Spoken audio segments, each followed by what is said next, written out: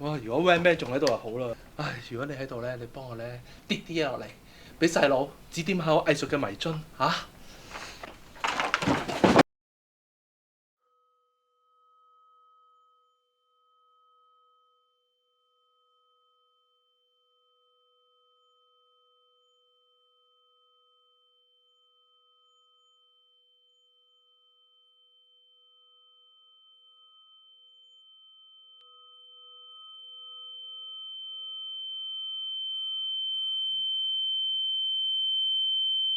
Hey Nicholas, ben je al wakker?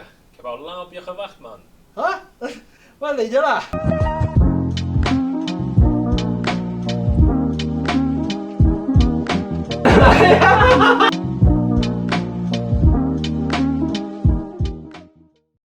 哇！頭先幾鬼驚啊，以為咧夢見 Rain Band 復活啦。喂 ，Hi， 喂 Joey 你好啊！ Hey, hallo Nicholas, hoe gaat het? 哇，好難明啊！我轉做英文好啲。Joey，can you introduce yourself to the audience? Yeah. Hi everybody, I'm Joey and I was born in the Netherlands in a small town in Alkmaar and I'm a cheese master. Today I brought some cheese for you to pair with your art. I'm sure in times of Rembrandt, they would be eating cheese while painting. Oh, really? Absolutely, I think so. I want to ask you a question. Why did you choose to introduce oil paints? 我哋個觀眾啦，好多時候都會聽我哋廣東話個 channel 啦，同埋如果真係我哋全條片用英文打翻啲字幕，其實都會有啲攰啊，荷蘭蓋啊嘛。不如我哋轉翻做廣東話啦，辛苦㗎。What is 廣東話？我今日都帶咗啲嘢過嚟俾你喎。呢啲就係我哋荷蘭嘅最出名嘅芝士啦。好簡單咁樣講下啦。嗱，其實呢兩款芝士咧，係一啲有歷史嘅芝士嚟嘅。即係 Rembrandt 嗰個年代咧，嗰啲藝術家開 party 係咪食呢一啲嘅咧？相信 Rembrandt 嘅時代咧係一定有啦，因為呢啲芝士係真係16、17世紀都會已經有㗎啦。哦，特別係呢個紅皮嘅。荷蘭紅皮喎。係啦。咁咧呢個紅色嘅皮咧嘅芝士咧叫做 Edam。Edam 其實好得意嘅，因為咧喺16、17世紀嘅時候咧，荷蘭咧就係周圍去探索呢個世界啦。啲行船嘅人咧就會帶呢隻芝士嘅，因為呢個芝士咧可以留得好長時間啊，都唔會壞咁樣咯。紅色嗰個都係唔食得㗎定食得㗎？唔食得㗎呢個，其實呢個外邊咧其實係蠟嚟嘅，蠟嚟嘅。係啦，冇錯啦。俾啲觀眾睇下先呢個。係啦，好似個蘋果咁樣，一條條係咩嚟咧？呢隻咧其實咧就係我哋叫做Gouda 啦，亦都係一個好出名嘅芝士啦。咁咧你要見到佢咧係好似深色啲嘅，咁其實有原因嘅，因為呢隻芝士咧係成熟咗嘅時間大約1年到至到5年半。白色嗰隻啦，呢隻其實幾個月嘅啫，因為芝士越老嘅咁就會越深色。個味道係會濃味啲㗎，係咪？冇錯啊，冇錯。所以我見咧卡通片入邊咧米奇老鼠食嗰啲咧都係深色啲嗰啲啊。唔好意思，米奇老鼠有食芝士嘅咩？有啊，咪老鼠係食芝士啊嘛，係咪先？係 Joey， 嗱一場嚟到一間咧，我就會開箱呢個 Rembrandt 油畫顏料，咁啊試下佢個藝術成分係點樣嘅。咁不如你又試下，可唔可以將芝士變成一個藝術品啦？好啊，就咁話啦。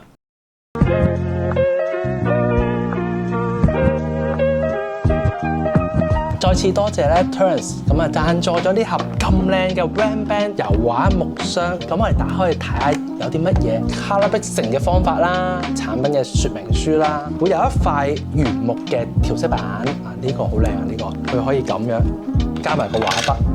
咁啊有2支筆啦，呢2支咧就係貴筆嚟嘅，佢係Rembrandt 嘅。咁 Rembrandt 嚟講咧，佢嗰啲筆嘅質素咧就係個木光咧冇咁容易折斷。咁朱中爐咧就係專業畫油畫嘅一個筆啦，咁畫出嚟咧佢會有油畫嘅筆觸，同埋咧混合到多種顏色於一齊嘅。嗱而家見到呢度咧有好多隻顏色㗎嘛，咁佢邊一隻顏色咧佢都會寫得好清楚喺呢個位嘅。咁咧你就睇啦，哦原來有邊幾種顏色啊，咁基本上咧咁多隻色咧，應該就可以混合晒我哋肉眼見到嗰千幾種顏色嘅。咁我哋又近啲睇啦，佢會見到有一支係大少少嘅顏色嘅，呢支咧就係太白色。太白色咧佢咧就唔係透明嘅，咁混合起上嚟嘅時候咧，個光位咧就可以起得更加亮麗。呢度咧有一個媒介劑啦，專貨油畫用嘅，咁啊攞嚟稀釋啲媒介啦。如果太結嘅時候咧，可以用呢一個溶開佢哋，咁啊配合呢個油壺啦。另外咧呢一個咧。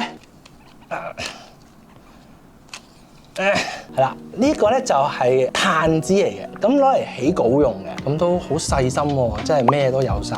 我哋一間咧就試下 Rembrandt 呢個顏料咧，佢嗰個顏色入邊個色粉嘅濃度有幾高。咁我哋會試邊隻咧？我哋就會試呢隻啦，試下呢隻紅色377。咁咧我哋咧就會用3隻牌子做比較啦。首先咧就係專業嘅畫家級 Rembrandt 啦，跟住就有學生級嘅 Van Gogh 啦，仲有普通基礎級數嘅 Art Creation。咁呢3隻顏色咧就會畫出嚟，跟住加啲媒介劑溶開去之後咧，睇下佢仲可唔可以保持到顏色嘅鮮豔度。咁呢3隻顏色我逐支開俾大家睇先。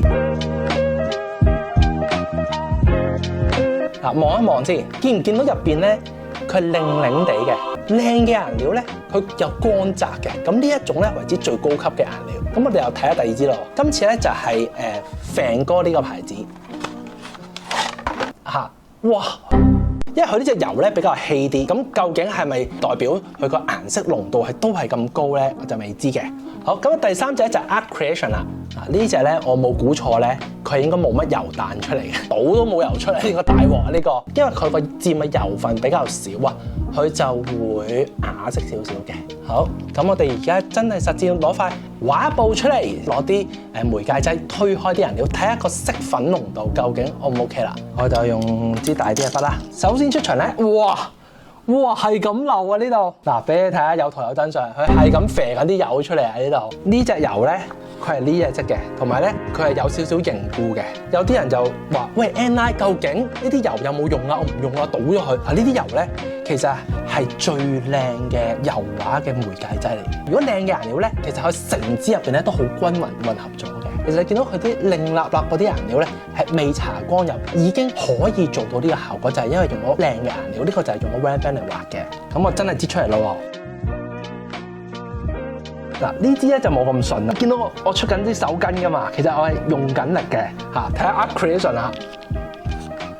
OK， 嗱，首先你會見到咧一馬當先咧就係 Rembrandt 嘅。嗱，停啦。嗱，咁咧之後咧先到梵高啦，跟住咧 Art Creation 咧係差唔多呢個時候咧，人哋去到尾咧佢先喺度落緊嚟嘅。Rembrandt 嘅油咧同顏料咧同隔離嗰兩個比較咧係有色粉咧係撈到落啲油度跌落嚟嘅。佢溶落嚟嗰啲咧唔係油咁簡單，佢係同啲顏料互相配合。咁而個色澤咧呢個顏色咧佢係柔潤啲嘅，靚啲嘅。而呢個咧開始咧就有少少啞色，呢隻咧再會啞色少少嘅。嗱，咁我哋而家咧又試下加媒介劑咯，睇下佢發生咩事咯。咁我而家咧就會加呢個 Painting Medium 啦，呢個媒介劑落去，咁睇下溶開啲顏色嘅時候咧，佢仲保唔保持到佢個鮮豔度咯。我唯一公平起見咧，我每隻顏色只係點一下啫。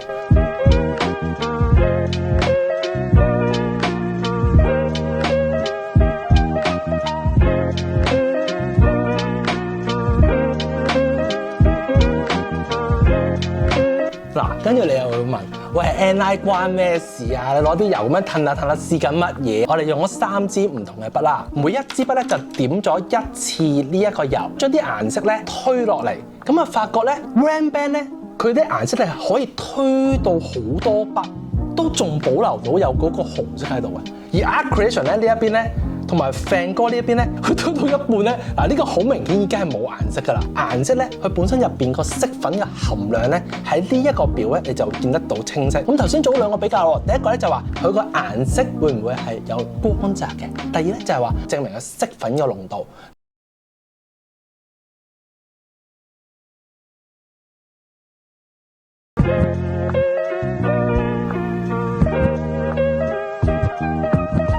其實芝士咧係一個非常之健康嘅食品嚟㗎。如果我哋每日食大約40至60 gram 咧，我哋可以每日吸取到大約係15% 嘅鈣質同埋蛋白質嘅。呢個係世衛講嘅嚇。鈣質對我哋骨骼好啦，蛋白質咧就可以增肌嘅，有維他命 A 啊、B12啊，甚至有呢個維他命 K2嘅，係幫助我哋好多個心臟同埋血管嘅健康嘅。最緊要嘅咧就係芝士咧有好多益生菌嘅，幫助我哋嘅消化系統啦。咁食芝士係咪真係會肥呢？如果我哋每日食大約40至60 gram， 其實就可以吸取到啱嘅成分嚇。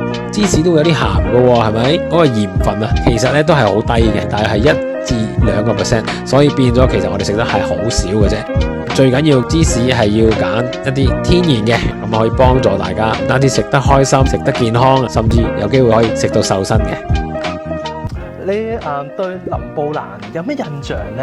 非常之出名嘅荷蘭畫家啦，係啦。咁我就的確係去睇過佢個最出名嗰幅畫啦，荷蘭文就叫做 The Night Watch。哦，嗰個叫夜巡啊！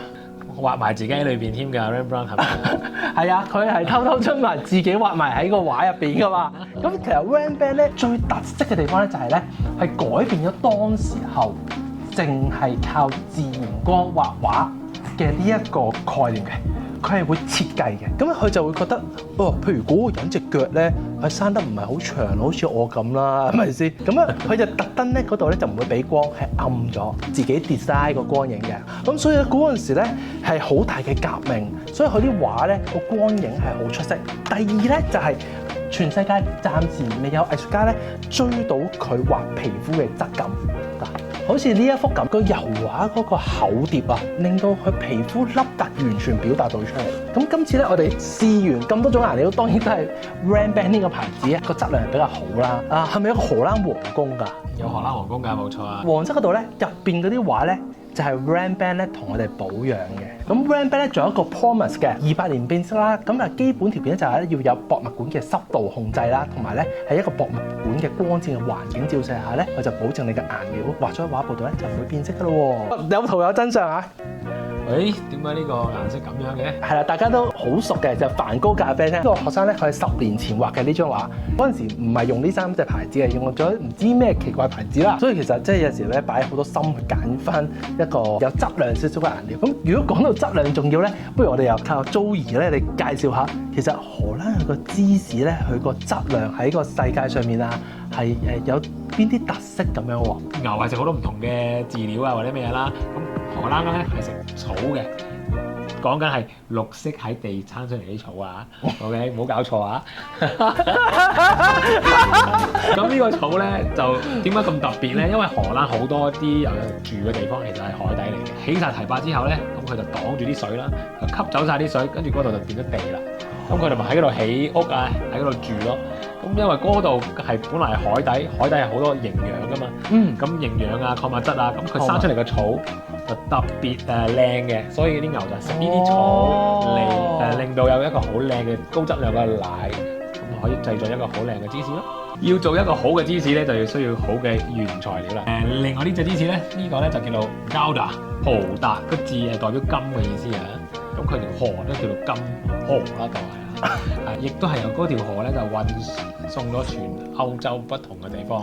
頭先咧，其實我偷食咗少少呢個，我覺得平時咧就冇食到即係佢咁滑啦，同埋咧佢唔漏啊。食完之後咧，仲好想再食。呢兩款係接近係同一類型嘅芝士啦，我哋叫硬身芝士啦。咁呢個芝士咧其實另類嘅，佢唔係硬身芝士，佢係淋身嘅呢個芝士。咁其實咧就係來自法國嘅。咁法國嗰邊咧就係比較流行啲啦，呢種類型嘅芝士淋身嘅，或者係我哋叫白毛芝士啦。我整呢個樣子嘅時候咧，特登我哋嗰個 impressionism 啦，就會有黃色同埋有個紫色嘅。我 show 俾大家睇下嚇。我哋見到呢度有兩嚿嘢啦，係咪？就見到咧係一啲心形嚟嘅，大家。呢個環節係緊要嘅，等咗好耐㗎啦。PS， 嗱俾大家睇下先啊，近鏡啲睇下先。佢係好足好嘢喎，佢一啲都唔漏，同埋咧佢係有少少軟身嘅水分，即係佢唔係乾身嗰啲芝士嚟喎。唔係㗎，裏面係淋身啲嘅，水分高嘅呢種芝士，所以好多時呢個叫做 soft cheese。呢個軟腍腍咧，咁似嗰啲雪糕質地頭先。係㗎，你可以見到兩層唔同咧，呢個頭先咧食落去咧，第一層呢個咧係會係雪糕，好似嗰啲質地咁樣，下邊呢層又好似係唔同㗎啦。跟住中間咧仲會搽咗頭先咧藍莓醬，嗰啲花都食得㗎，好香喎！真係好多謝你啊，Joey，芝士大王真係。荷蘭芝士，荷蘭芝士。如果大家中意嘅話咧，可以喺下邊嘅連結買到 Joey 佢哋荷蘭特色嘅芝士啦，亦都可以喺下邊另一個連結咧，可以查詢到 Ranband 呢個油畫套裝點樣購買嘅方法嘅喎。係啦，如果你哋大家中意今次呢一條片咧，歡迎你俾個 like 我哋。如果 subscribe 埋我哋咧，就更加好啦。有你嘅支持咧，就係我哋繼續出片同埋教學嘅動力。咁我哋下一條片再見啦，拜拜，拜拜，thank you。